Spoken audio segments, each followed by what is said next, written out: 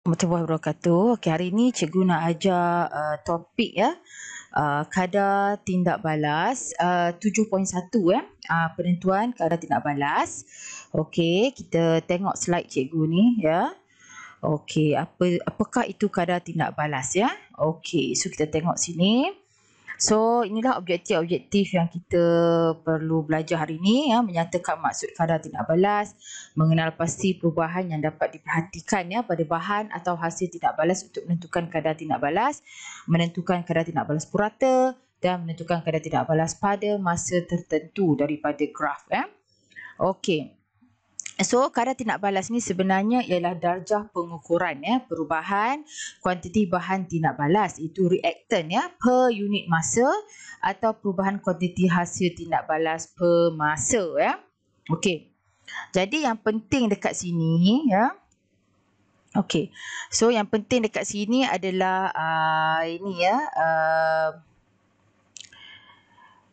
per unit masa ni ya. Okey, per unit masa perubahan. Okey, ada perubahan kuantiti bahan tindak balas dengan perubahan kuantiti hasil tindak balas per masa ya. Okey, so sekejap cikgu tebalkan sikit ni ya. Okey, sekejap. Okey. So ini dia punya formula dia ya. Ya, perubahan kuantiti bahan atau hasil tindak balas per masa tindak balas berlaku ya. Okey, dia sebenarnya contoh ya kelas ya, kalau cikgu buat di sini ya. Okey. Contoh A tambah B ya, A tidak balas dengan B, so kita akan dapat C tambah D produk. So bahan tidak balas dekat sini, ini kita panggil bahan tidak balas. So dia akan berubah. Tu yang kita kata apakah maksud kadar tidak balas? Darjah pengukuran ya, perubahan bahan tindak balas per unit masa ataupun perubahan kuantiti ya, produk hasil tindak balas per masa. So perubahan akan berlaku ya. Okey, so kita tengok sini ya. Okey, rate of reaction, the speed at which the reaction takes place, kelajuan di mana tindak balas berlaku. Okey, kenapa kita belajar?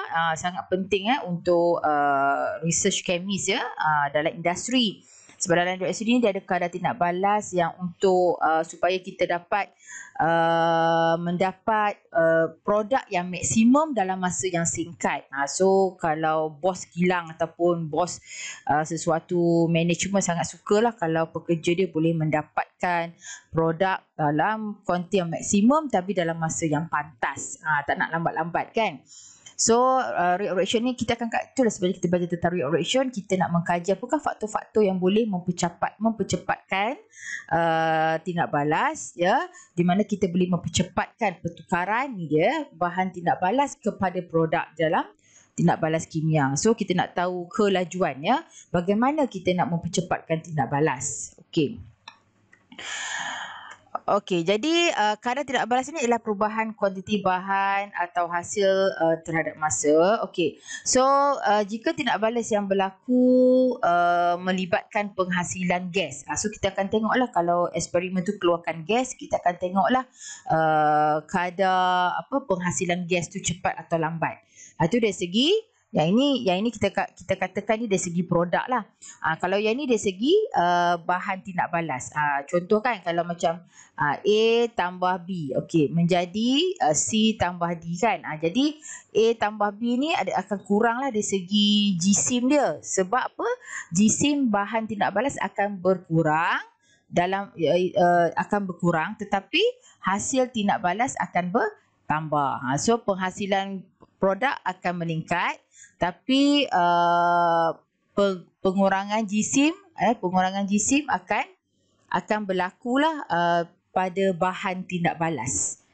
So ingat ya, bahan tindak balas akan berlaku pengurangan jisim, pengurangan dari segi jisim, tetapi dekat produk akan ada peningkatan gas. Itu kalau tindak balas kimia yang menghasilkan gas lah. Ya, contoh kan macam, okey, nanti kita tengok contoh ya. Okey, kalau tindak balas cepat, mengambil masa yang singkat, kadar tindak balas tinggi. Okey, jadi kelas yang ini penting ya. Okey, tindak balas kalau ada perkataan tindak balas, cepat. Kalau masa, singkat. Tapi kalau kadar tindak balas, mesti perkataan yang diikuti belakang dia mesti tinggi. Kita tak boleh kata kadar tindak balas cepat. Siapa tulis sini kadar tindak balas cepat? So ni salah lah. Dia mesti kadar tindak balas sebab kadar ni bermain dengan masa kan. So kena perkataan tinggi. Tapi kalau nak cakap cepat boleh. Tapi jangan sebut kadar. Cakap tindak balas cepat. Ya, masa singkat. Kadar tindak balas tinggi. Sebab kadar tindak balas ni ada dua jawapan saja. Sama ada tinggi atau rendah. Contoh, tindak balas perlahan. Masa yang diambil lebih lama. So, kadar tindak balas rendah. So, kita akan belajar nanti kadar tindak balas berkadar songsang dengan masa. Ya. Contoh macam ni ya. Kadar tindak balas KTB ni ya. Kadar tindak balas tinggi. So, masa yang diambil singkat. So, ni bermaksud ni lah kadar tindak balas berkadar songsang. Ya. Okey, kalau tengok sini, definisi ya. Okey, perubahan kuantiti bahan tindak balas atau hasil tindak balas per unit masa. So, kalau dalam SPM, kita sangat pentingkan perkataan per masa ni ya. Kalau sebut perubahan kuantiti bahan tindak balas atau hasil tindak balas terhadap masa, sebenarnya kurang tepat. So, kita kena cakap perkataan per unit masa. Di mana bahan tindak balas akan ditukarkan kepada hasil tindak balas. So, ingat, semasa tindak balas berlaku akan ada dua kesan yang akan terjadi. Iaitu, kuantiti bahan tindak balas akan berkurangan dan kuantiti hasil tindak balas pula bertambah. Product increases but reactant decreases, kan? Okey, tindak balas kimia yang berlaku cepat mempunyai kadar tindak balas yang tinggi. Contoh-contoh dia apa? Okey, pembakaran, peneutralan, pemendakan dengan tindak balas logam reaktif dengan asid. Semua ni cepat. Okey, cepat ni bermaksud kadar tindak balas tu berlaku dengan sangat pantas dalam masa 1 saat. Macam tu, ya.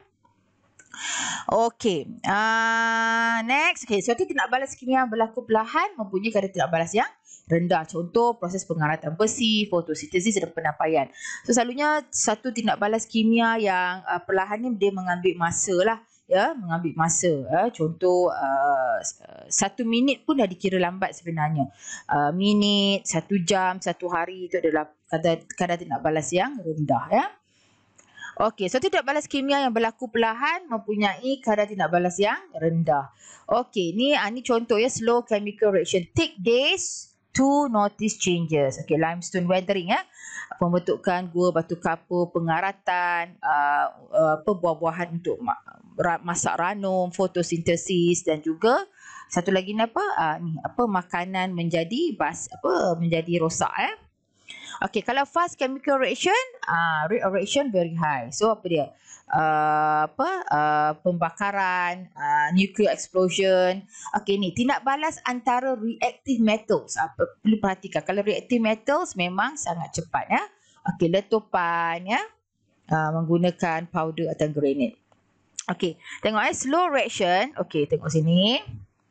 Okay, slow reaction take hours, days, months, even years to complete. Tapi kalau fast reaction, okay, kalau tengok fast reaction ni mesti takes a few seconds to complete. Yeah. So a reaction that happens quickly will take a shorter time to complete. Therefore, the rate of reaction is very high.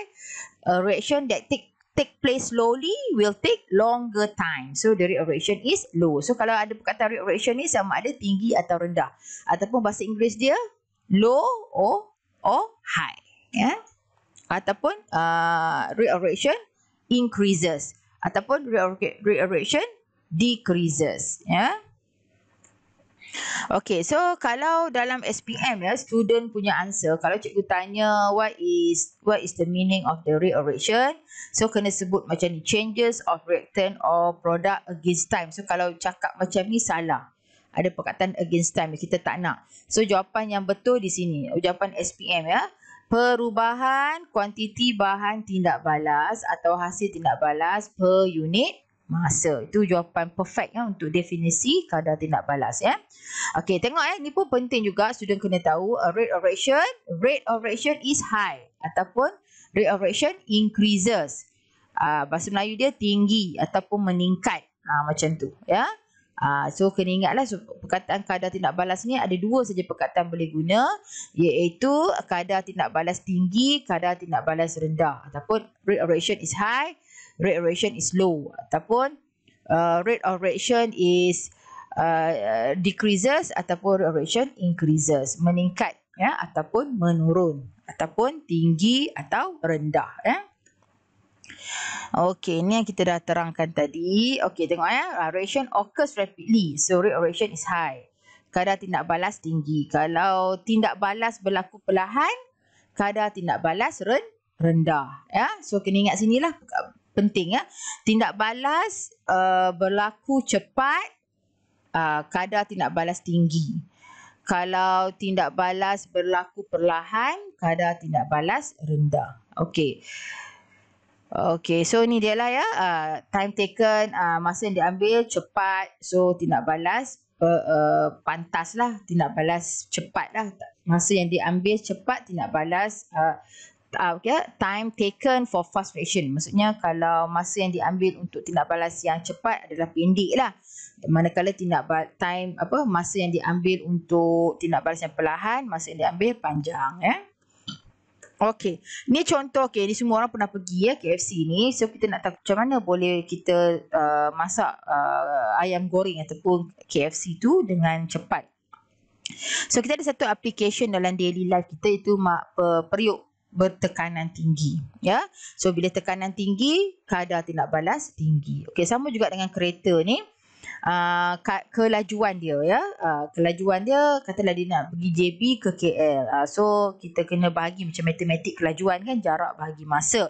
Contoh kalau dia boleh bergerak sejauh 300 km ni dalam masa 1 jam, so unit dia 300 km per hour ya, ataupun dia boleh memandu 300 km dalam masa 3 jam kan. So kita bagi dapat 100 km per hour. Tu cara nak kira lah matematik ya. Okey, pengenalan. Okey, contoh katalah kita ada letupan arang batu ya. Selalu berlaku letupan di kawasan pelumbungan arang ya. Jadi kenapa banyak pekerja akan mati ataupun cedera setiap kali letupan itu? So kenapa ya pelumbungan arang ni menghadapi risiko letupan ya.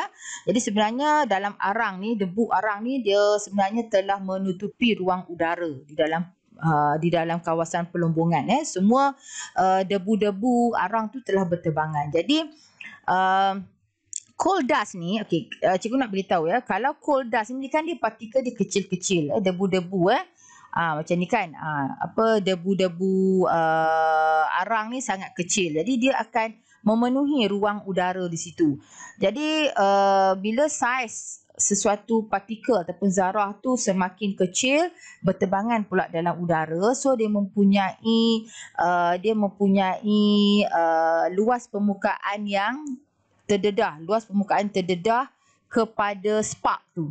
Contoh kalau ada letupan kan, jadi saiz debu ni kecil, jadi bila ada spark ya, ada satu spark boleh menyebabkan dia boleh merebak spark tu, ataupun perebakan api tu akan bergerak dengan cepat sebab ruangan udara tu dipenuhi dengan debu-debu bersaiz kecil. Jadi tindak balas dia menjadi lebih cepat. Ya, jadi itu menyebabkan dia merebak ya.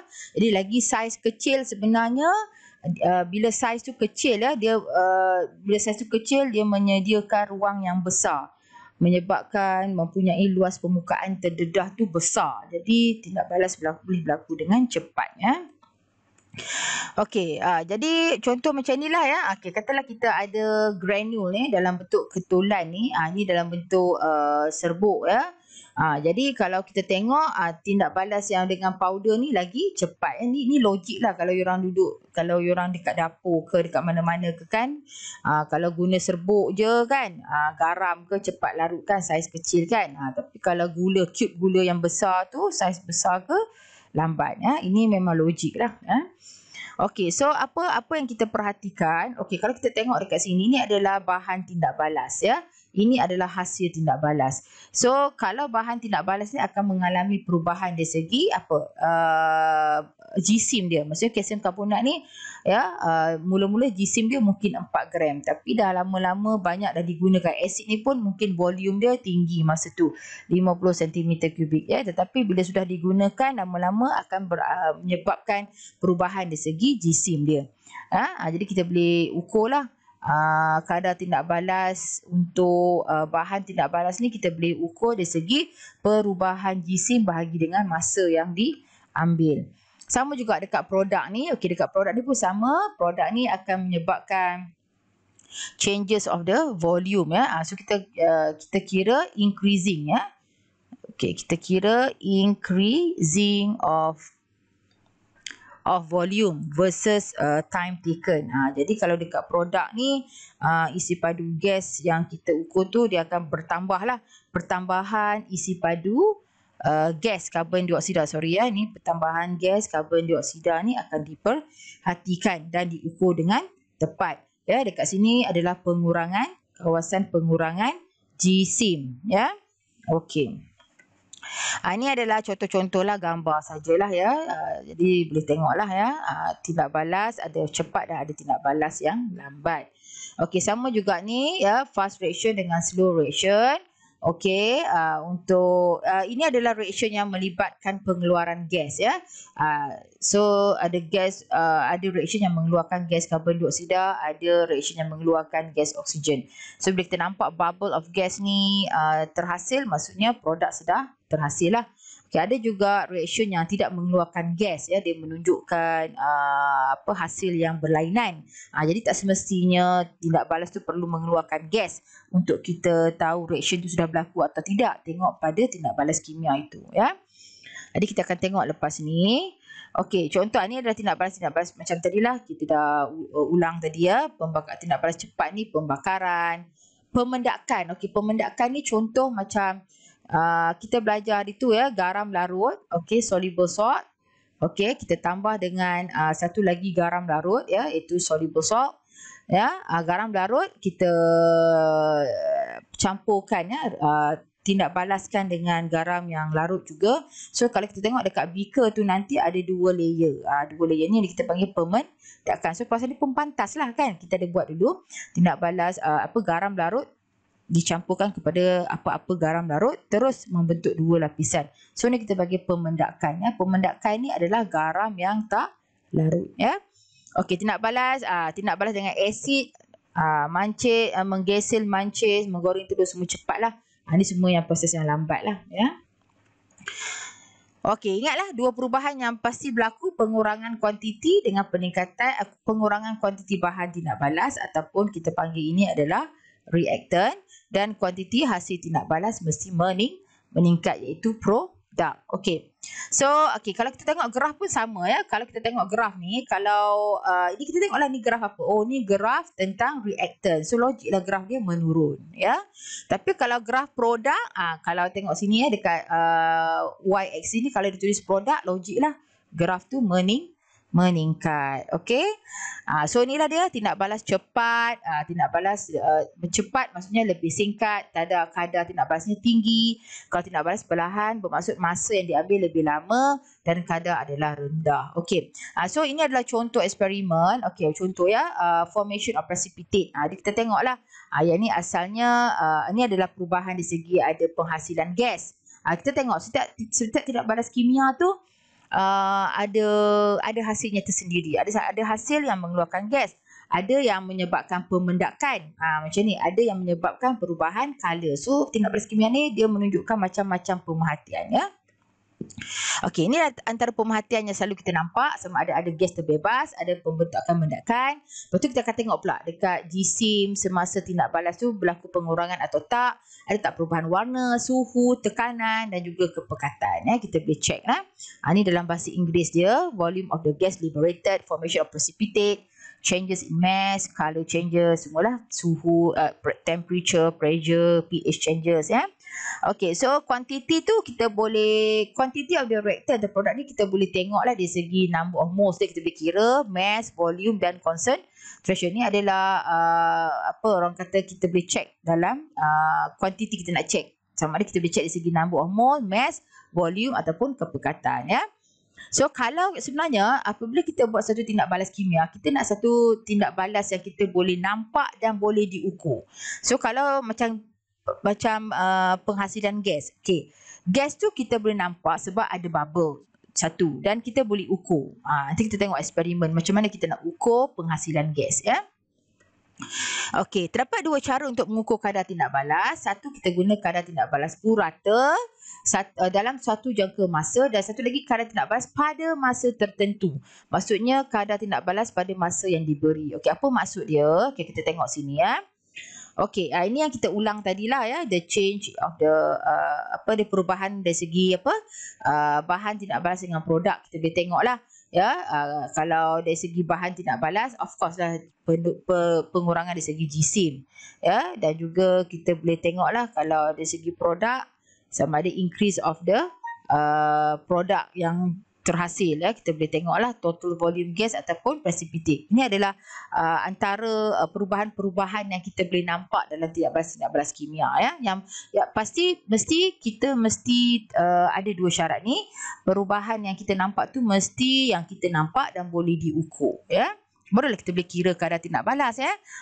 Jadi kalau kita tengok sini ya, pengurangan pasti apa yang kita nampak, pengurangan jisim, penambahan jisim, pembentukan mendakan dan pembebasan gas. Ini semua yang kita boleh nampak dan kita boleh ukur. So kalau kita nak kira tangent ya, kalau graf tu meningkat, kena kira macam ni ya. Dia punya hipotenus ni betul-betul di atas curve. Kalau nak kira dari segi graf yang menurun ataupun graf bahan tindak balas, kita boleh buat dia punya hipotenus tu di bawah curve ya. Ini penting ya. Okey, so ni yang macam kita tengok tadi lah. Kalau dari segi bahan tindak balas, mesti dia akan mengalami perubahan jisim ya. Okey, tapi kalau untuk produk, graf dia macam tu ya. Okey, so ni untuk produk lah ya. Okey, dalam eksperimen, disebabkan kita sekarang ni PKP, jadi dah tak nampak equation dia. Sebenarnya ni tindak balas, sini saya tulis sini ya, kalsium karbonat react dengan HCl. So kita akan dapat CaCl2 plus H2O. Okey, kelas. Ada student yang tanya ya, dia tanya cikgu, okey, nak hafal ke equation ni? Okey, dia tanya ya, nak hafal ke? Sebenarnya kita tak perlu hafal ya. Kita tak perlu hafal. Tapi kita kena tahulah ya, kita kena tahu contohnya. Okey, jap ya, cikgu undo balik, dia tak boleh nak padam ni. Kita undo balik. Okey. Sebenarnya kalau kita nak tahu ya reaction ni macam mana, sebenarnya kita boleh sekejap ya, kita tengok sini. Okey, sekejap.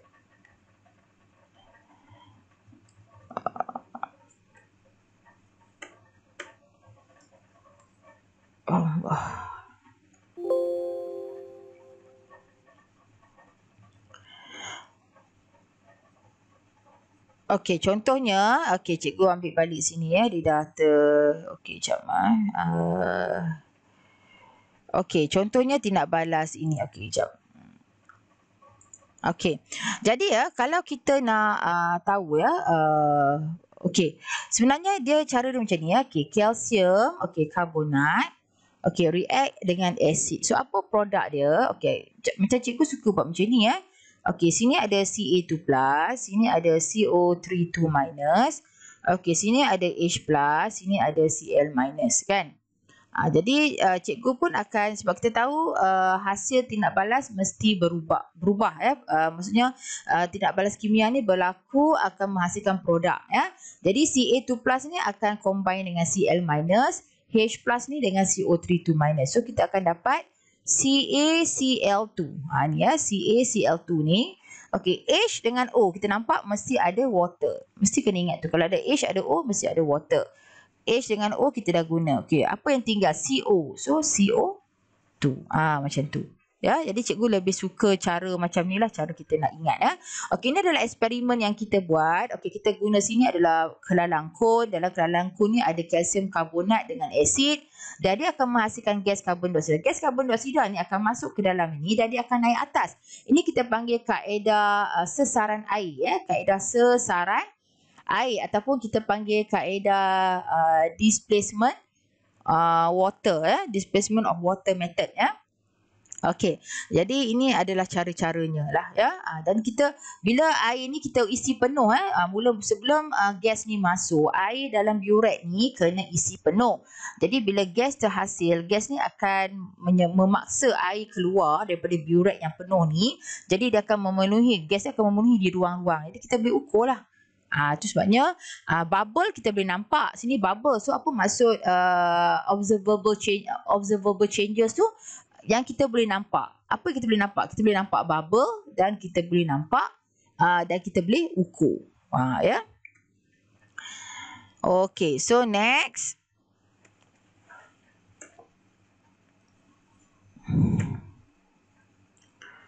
Okay, so kita boleh okay, next Okay. So next, formation of precipitate. Okay. Okey, kalau kita tengok sini ya, formation of precipitate pula. Okey, tadi kita tengok reaction yang menghasilkan gas. Okey, ada reaction yang tak semestinya produk dia gas, dia menghasilkan mendakan ya. Dia menghasilkan mendakan ya. Contohnya ni. Okey, so dia akan menghasilkan mendakan. Okey, yang ini ya. Jadi kalau kita tengok sini, okey, tu precipitate. Precipitate dia adalah sulfur tu. Contoh macam ni ya. Okey, kalau kita tengok sini, okey, ini kita panggil okey, ini reaction ni. Okey, kita guna ni salah ya. Na2S2O3 ya. Ni kita panggil sodium thiosulfate Na2S2O3 ya. Silap ni, ada S2 sini, O3. Okey, so dalam sodium thiosulfate ni, okey, sodium thiosulfate ni Na2S2O3 bila dia react dengan asid, so dalam ni dia ada Na+, dia ada S2O3 2-, ada H+ dengan Cl-. So Na ni akan gabung dengan Cl, so akan dapat NaCl, dia akan dapat produk baru ya. Okey, ni dah gabung. Okey, H dengan O. Nampak ada H, ada O, terus ada water. Okey, nampak ada S, ada O. Kalau ada C, ada O, gas CO2 kan. Tapi kalau ada S dengan O, kita ada dapat satu gas. Itu gas sulfur dioksida. Dan satu lagi, dia akan keluarkan sulfur, serbuk sulfur. Sulfur ni lah yang menyebabkan, asalnya tak ada precipitate lagi kan. Sebab ni semua colourless solution. Sodium thiosulfate pun larutan tidak berwarna. Asid pun larutan tidak berwarna. Tapi bila dua-dua ni dicampurkan, after a while, dia akan dapat larutan ni menjadi keruh, tiba-tiba akan dapat mendakan kuning. Jadi, mula-mula kalau kita letak kertas yang bertanda X ni di bawah kelalangkun, of course korang nampak kan. Tapi bila mendakan dah terbentuk, X mark ni dah lama-lama macam dah blur, tak nampak. Tapi bila mendakan tu mendakan tu dah semakin maksimum, dah banyak dah terbentuk, jadi kita takkan dapat dah X mark tu. Maksudnya mendakan tu telah menutupi X mark tu. Jadi kita tengoklah kadar kecepatan kita tak nampak X mark tu. Itu adalah kadar tindak balas yang diukur. Berapa cepat simbol X mark ni sudah tak nampak dari pandangan kita, akan diambil masa oleh stopwatch ni. Macam tu mendakan tu ya, dia akan menutupi lah. Mendakan ni dia tak larut dalam air, so dia akan membentuk satu lapisan. So lapisan ni akan menutupi pandangan kita terhadap X mark tadi. Okey, so ini contohlah dari segi observation ya, bahan tindak balas akan berkurang. Ini dari segi penghasilan gas ya akan meningkat. Ini kita panggil kaedah sesaran air ya. Bubble akan naik atas lah, dia akan memenuhi ruang dan air dipaksa keluar ya. Okey, so inilah contoh dia kalau dari segi bahan tidak balas berkurang, tapi bahan tidak balas ada dua. Satu graf untuk kalsium karbonat punya mass, graf untuk jisim kalsium karbonat dan juga graf untuk kepekatan asid. So kepekatan asid dan jisim bahan akan berkurang, ya. That's why graf dia macam tu. Okey, kalau kita tengok graf untuk penghasilan produk akan meningkat. Produk dia ada dua, ya. Satu garam dan satu lagi gas. Tapi yang kita boleh ukur nampak adalah gas. Kalau kalsium klorida ni kita tak boleh nampak sebab dia adalah garam larut. So susah kita nak ukur. So lebih baik kita ukur penghasilan gas, ya. Lebih nampak. Okey, so inilah tadi, ya. Biasalah kuantiti bahan tidak balas meningkat manakala kuantiti produk kuantiti bahan tidak balas berkurang tapi kuantiti produk meningkat, ya. Okey, so ini penerangan dia sajalah, ya. Jadi nanti cikgu bagi slide ni orang boleh bacalah. Kadar tindak balas tinggi. Yang ni permulaan, ya. Ini mula-mula nampak, ya. Bahan tindak balas banyak. Dia punya zarah-zarahnya jisim, ya, dan kepekatan bahan tindak balas tu masih banyak lagi. Tapi okey, selepas ion hidrogen bertindak balas dengan air, kan. Jadi kita akan tengoklah, ya. Selepas itu apa yang berlaku, dah tinggal ion kalsium karbonat. Jadi ini akan berlaku, ya. Maksudnya kadar tindak balas pada T1 ni, pada T1 lebih tinggi berbanding dengan T2. Ni kerana apa? Kepekatan bahan tindak balas pada T1 tinggi. Tapi bila masa bertambah, lebih banyak bahan tindak balas telah bertindak balas. So macam ion hidrogen ni kan bahan tindak balas, kan? Jadi lama-lama dah tinggal sikit lah bahan tindak balas tu, kan? Jadi last kali sampai T3 ion hidrogen dah tak ada kerana ion hidrogen tu adalah bahan tindak balas. Pada peringkat permulaan ion hidrogen ataupun asid, ion hidrogen ni dalam asid, ya. Asid masih banyak lagi. Tapi selepas after a while, selepas beberapa jam, beberapa minit ke, dah tinggal bahan tindak balas dah tak ada dah, ya. Okey, ni cara kita nak tengok meniskus, ya. So kena tengok meniskus ini. So katalah mula-mula air tinggi ni adalah aras air. Tapi bila bubble banyak, bubble ni akan memaksa air turun. That's why kita boleh ukur dah berapa gas kat sini. Berapa. Jadi kita tolak lah. So biuret ni pelik sikit sebab nombor kita boleh ukur di sini, ya. Sebab 40, jadi sini 37 lah, sini level 37. Tengok air dekat sini 27, ya. Sebab biuret ni dekat atas tu adalah 5. Bila kita lukis ni kan, ni dia punya pili dia, kan. So yang dekat atas ni pili dia, kan. Ni pili dia. So dekat sini ni 50, kan. Sebab dia terbalik, kan. Ya, yang dekat yang bawah ni kita kena letak dalam besin, kan. So yang bawah ni, yang sini adalah kosong. Sebab kita terbalikkan dia, ya. Okey, so kita tahulah bilangan gas yang terkumpul sekarang 10 lah. Macam matematik lah kita kira ruangan ini 10, ya, cm kubik gas yang terhasil. Okey, so ingat biuret ni dalam paper 3 2 decimal point, ya. Accuracy dia penting, ya, dalam paper 3. Okey, ni set up untuk penghasilan penghasilan gas carbon dioxide sebab marble cube ni adalah kalsium karbonat. So sini akan terhasil gas carbon dioxide, ya. So ni must label the diagram. So kalau disuruh lukis dengan label kena buat macam ni, ya. Okey, ni adalah keputusan-keputusan yang korang akan dapat, ya. Contoh katalah biuret leading awalnya hampir penuh, kan, 50. Ingat, biuret ni dia terbalik, ya. Ini kita punya pili, ini dia punya ini dia punya mulut depan tu, ya. Kita terbalikkan. So kena level air penuh lah, at least 50 lah. Tapi tengoklah kalau tak dapat 50 pun lebih kurang ni, ya. Jadi tengok 49.5. Lepas tu level dah tinggal 33.5. So kita boleh tahulah gas tu berapa, tolak je lah. 49.5 tolak 33.5, so kita akan dapat 16 cm kubik gas. Kita tolak saja, ya. Okey, bila kita nak lukis graf, okey, nak syarat-syarat buat graf mesti ada tajuk, label, point, betul, graf licin. Okey, maksud cikgu graf licin ni bermaksud macam ni. Lukis freehand. Oh, sorry, ni pun salah ni. Dia kena lukis macam ni ya. Oh, sorry. Dia kena lukis macam ni. Freehand. Last kali dia straight. Sebab straight ni kenapa? Tindak balas kosong. Kalau buat macam ni, salah.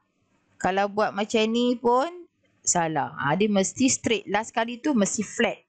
Flat part. Dia flat saja, dia straight ya. Okey, betul kita kena nampak lah cara student buat segitiga, mesti kena pandai buat segitiga ya.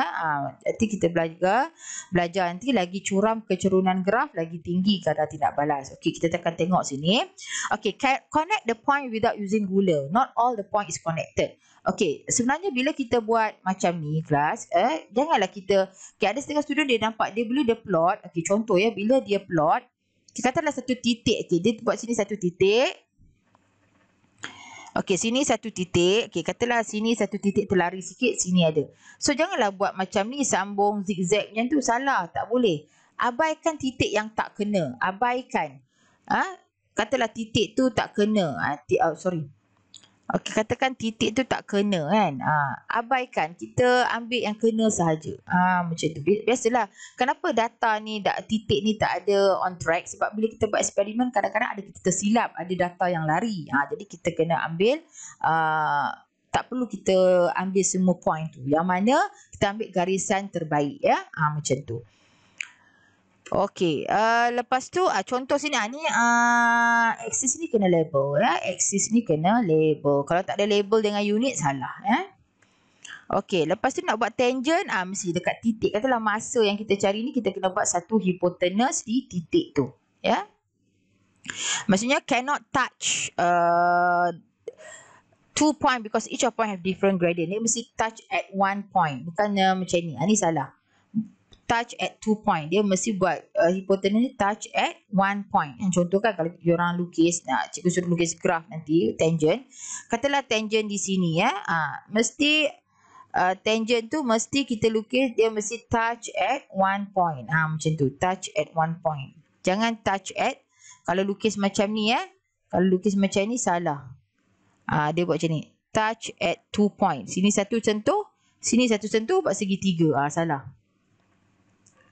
Ni macam dia touch at 1 point dan sini pun 1 point. So salah lah. Ya. Okey, ni cara nak buat dia tengok same length. Okey, cuba tengok sini. Katalah kita nak ukur pada masa sini. Kita nak ukur pada masa ni. Okey, ni titik dia. Kan? Jadi ambil pembaris. Ni pembaris. Okey, kalau boleh ini titik tengah dia. Kalau boleh jarak sini dengan sini sama. Lepas tu terus buat satu segi 3 macam tu. Macam tu ya. Okey. Jadi ini rate of reaction at T1. Okey, contoh ya dalam gambar ni at T1 ya. Ni dia punya. Okey, nampak tak jarak? Tarik ya. Katalah soalan tanya at T1. Tarik ke atas ni. Okey, buat satu dot. Dan dot ni diorang letak pembaris. Pastikan jarak sini dengan jarak garisan ni dengan titik sama dengan jarak titik ni dengan garisan ini sama. Baru dapat midpoint. So bila dah cantik adjust, sudut sini pun lebih kurang sama saja kecil, sama saja sudut tu. Korang ambil pembaris satu untuk buat dia punya sudut tegak dia. Kan? Ini pun sama. Jarak, katalah kita nak cari masa at T2 ni. Kan? Jadi korang dah ada sini, sejarak sini kena sini sama. So bila dah sama, okey, ambil pembaris macam tu. Nampak?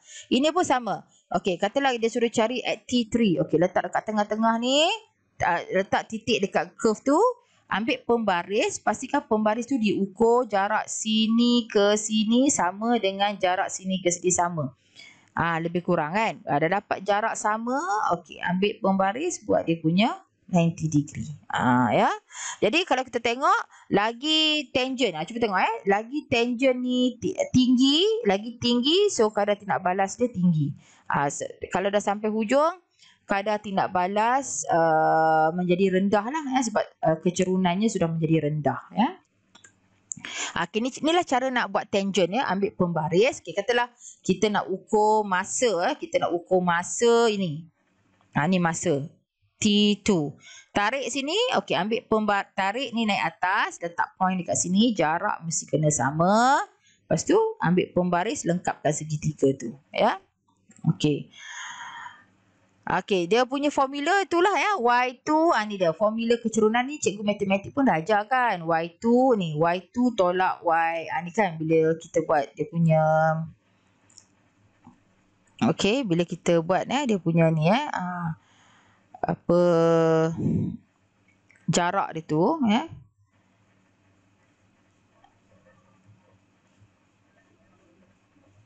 Kan. Jadi sini Y2 tolak Y1. Okey, akan dapat jarak sini. Lepas tu X2 dengan X1 akan dapat jarak sini. Kan, jarak sini satu. So bahagilah hasil tu, ya. Okey, so next.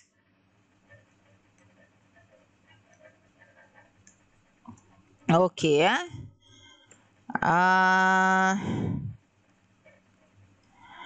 Okey, so ini kalau soalan dia tanya ya. Okey. Darah satu tindak balas 20 cm padu gas karbon dioksida dibebaskan dalam tempoh 10 saat. Okey, berapakah kadar tindak balas purata? So senanglah. Sebenarnya nak cari kadar tindak balas purata senang saja, iaitu 20 cm3 bahagi jelas dengan 10 saat kan. Jadi kita akan dapat 2 cm3 per second kan. Senang saja nak kira kan. Okey, so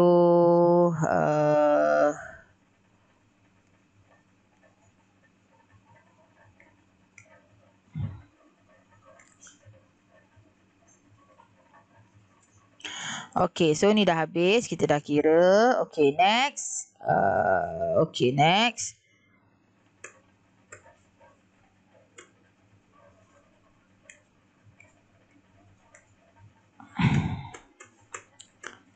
Okey, so dah habis ni. Okey, kita next Okey, apakah purata kadar tindak balas eksperimen ni? Dia ada 3 soalan ditanya.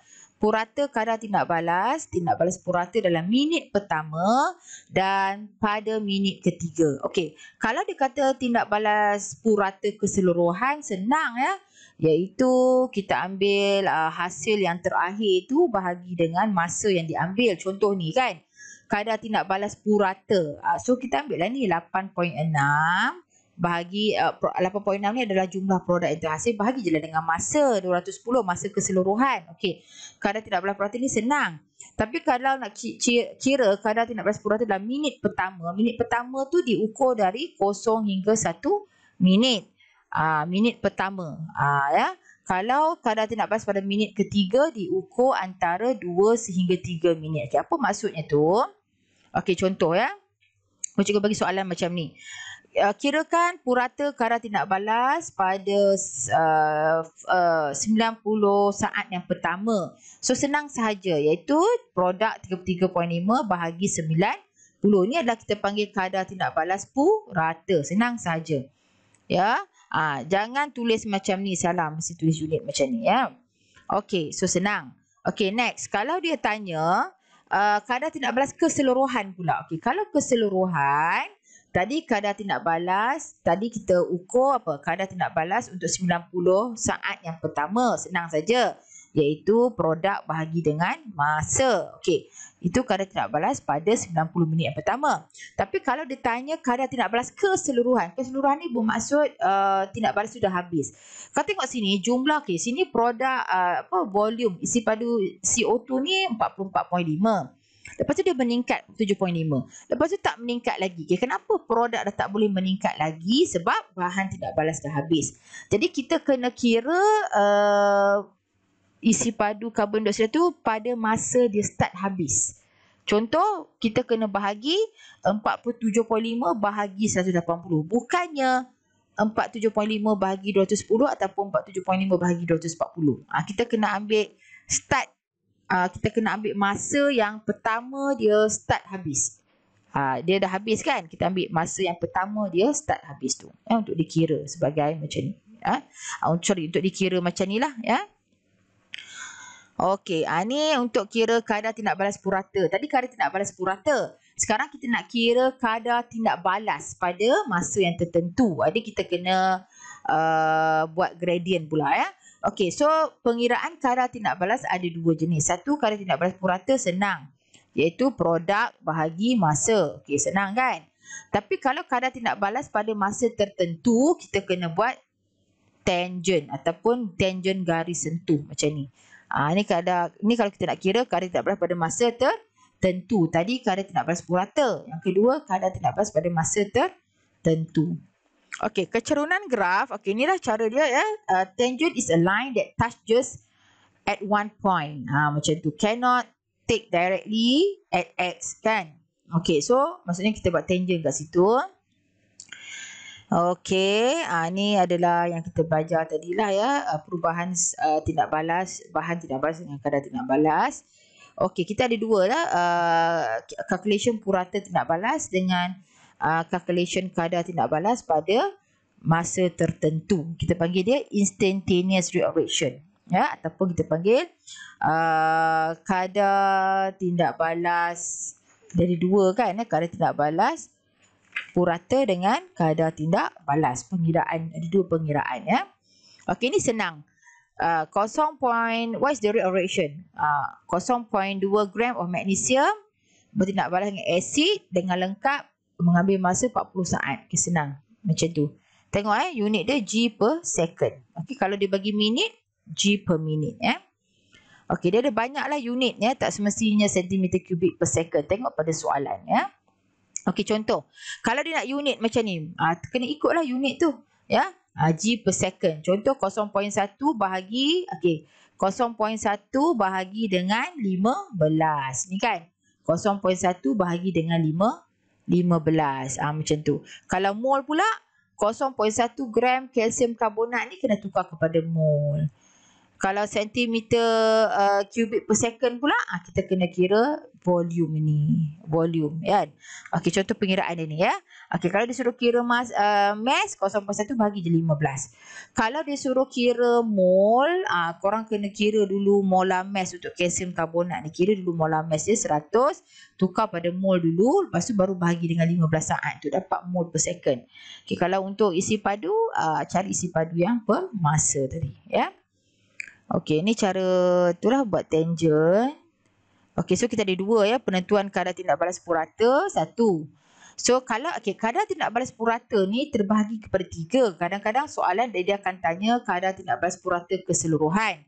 Satu lagi soalan ditanya kadar tindak balas pada masa tertentu. Contoh dia kata pada minit ketiga. Contoh kan, katalah cikgu buat macam ni. Okey. Katalah ini kosong, ini satu, ini dua, ini tiga. Okey, kalau dia kata pada minit pertama, ni dia pada minit pertama, maksudnya katalah sini produk dia 50. So, korang kena bahagilah 50 bahagi dengan minit pertama, iaitu 1/0. Kita cari area ni. Ni kita panggil pada minit pertama. Kalau dia kata pada minit kedua pula, ni area ni pula. Kita cari area ni. Iaitu ini pula. Katalah produk dia 70. So 70 bahagi 2/1. Ni kita kata pada minit. Ini pada minit kedua. Ini pada minit pertama. Ini pada minit ketiga. So kalau pada minit ketiga pula, katakan ni katalah kita baca 71. So 71 bahagi dengan 3/2. Macam tu. Faham tak? Ya. Jadi itu maksud dia. Kalau pada minit ketiga, iaitu 3 dan minit kedua. 3/2. Kan? Kalau minit kedua, 2/1. Dekat bawah ni. Kan? Okay. Katalah dia kata, dia ada beza. Apa beza pada minit kedua dengan 2 minit yang pertama? Kalau 2 minit yang pertama senang saja. Contoh katalah 70 produk dia. 2 minit yang pertama. Maksudnya 2 minit yang pertama. Bagi je lah dengan 2 minit. Ataupun kalau dia nak unit dalam second. 120. Kan? Macam tu. Ataupun pada 2 minit yang pertama, 70 bahagi 2. Tapi kalau pada minit yang kedua, pada minit yang kedua dia kena buat bukan macam ni lah. Ni sama ada 70 bahagi 2 kan. Macam tu. Tapi kalau pada minit kedua, tak. Dia macam ni. 70 pada minit kedua maksudnya 2 minit tolak 1. Ataupun 70 bahagi 120 tolak 60. Ni untuk kiraan pada minit yang kedua. Tapi kalau kiraan pada 2 minit yang pertama, senang je, bagi terus saja. Sama ada 70 bahagi 120 saat ataupun 70 bahagi 2 minit. Ya. Okey. Ni ada banyak soalan ya. Okey. Kita tengok dia tanya first 2 minutes. Okey, beza tau.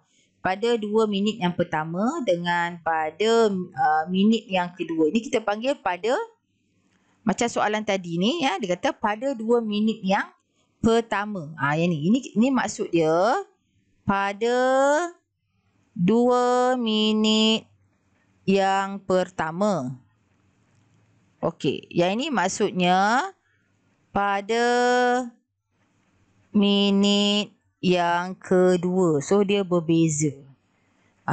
Dia berbeza kan. Okey, contohnya, okey, nampak ni ya. Okey, untuk dia kira first 2 minutes ataupun pada 2 minit yang pertama, senang saja. Okey, kita tengok 2 minit yang pertama tadi. Okey, tengok Okey, 2 minit yang pertama. 2 minit yang pertama ni dia. Sebab ni dalam unit second. So kalau 2 minit 120 kan. Okey, apa-apa produk yang terhasil. Jadi kita bahagi je lah.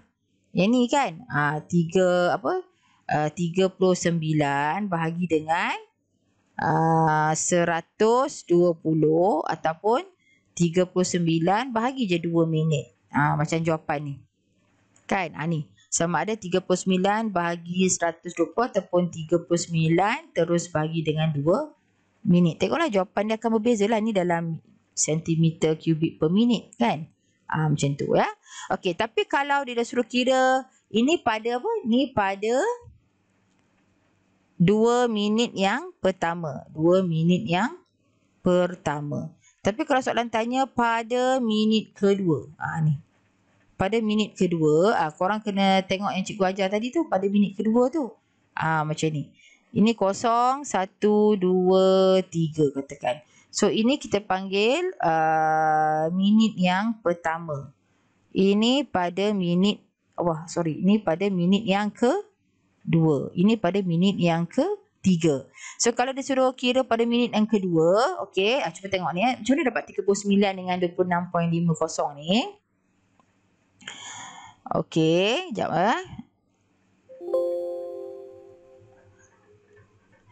Okey, contoh ya. Okey, mana soalan tadi ni? Okey, yang ini kan. Okey, kita tengok yang ni. Sekejap ya. Okey. So, kalau kita nampak dekat sini. Okey, macam mana dia dapat 39 ni? Sebab ini pada minit yang kedua tadi ya. Hasil pada minit kedua tadi. Ni hasil pada minit yang pertama tadi. Ya. Contoh tadi kan. Ni. 39. Ni pada ini first minute, ini minit pertama, ini minit kedua. Tolaklah hasil ni 100. Ni 3, hasil dia berapa? Pada minit yang kedua hasil dia 39. Pada minit pada 60 saat ni 26.50. Jadi dia tolak je lah. Jadi dia tolak saja. 39 tolak 26.5, yang bawah pun kena tolak. Ya, sebab dia kata pada minit yang kedua iaitu 2 tolak 1. So ni kita beri jawapan tulis macam tu pun boleh, atau kita buat 39.0 tolak 26.50 bahagi dengan 2 tolak 1. So jawapan dia akan ada sentimeter kubik per minit. So boleh bagi dua jawapan. Tengok soalan nak sentimeter kubik per second ke, soalan nak jawapan sentimeter kubik per minit ya. So dia berbeza, ingat ya. Pada 2 minit yang pertama dengan pada minit kedua salah.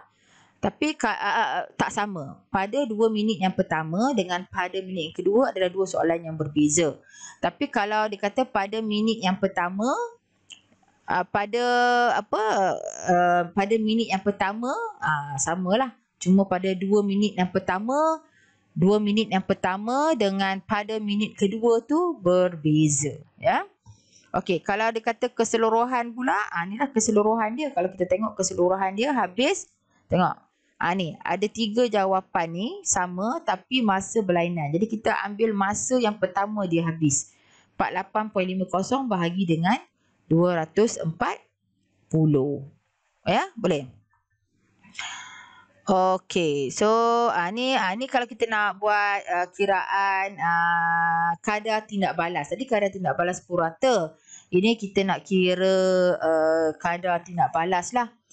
Ya, kalau disuruh kadar tindak balas pada masa tertentu, dia terus bagi pada 20 second, pada 80 second. So ni kena buat gradient.